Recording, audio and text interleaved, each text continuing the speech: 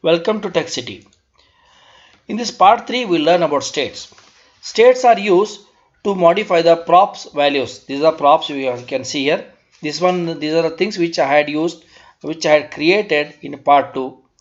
So this post component which you are seeing inside this main component is derived from this post.js here.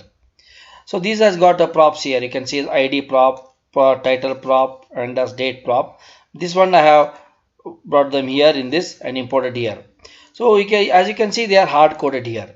They are hard coded. Now this is not the way which we use. We usually make them more dynamic. To make them dynamic, we use states. So for that, what I'll do is here in the class.app here, there in this main component here, I'll write code state equal to this, and first one is I'll set as ID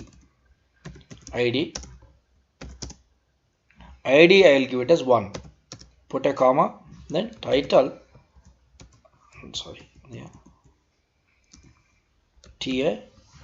title I will say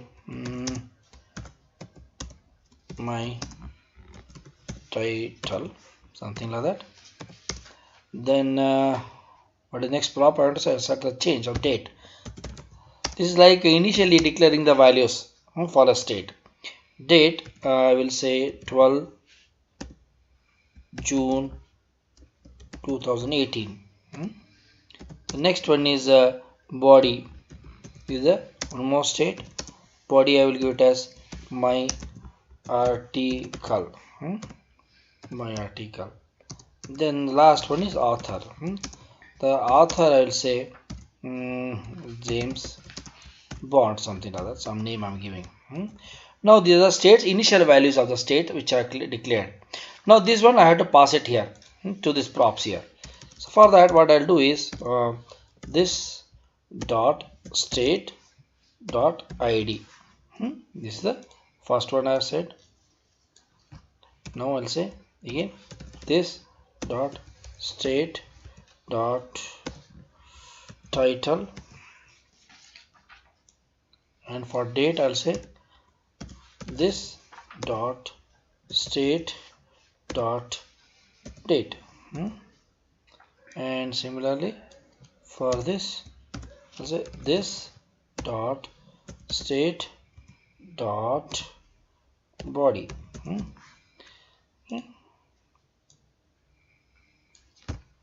This one is last one is this dot state dot author.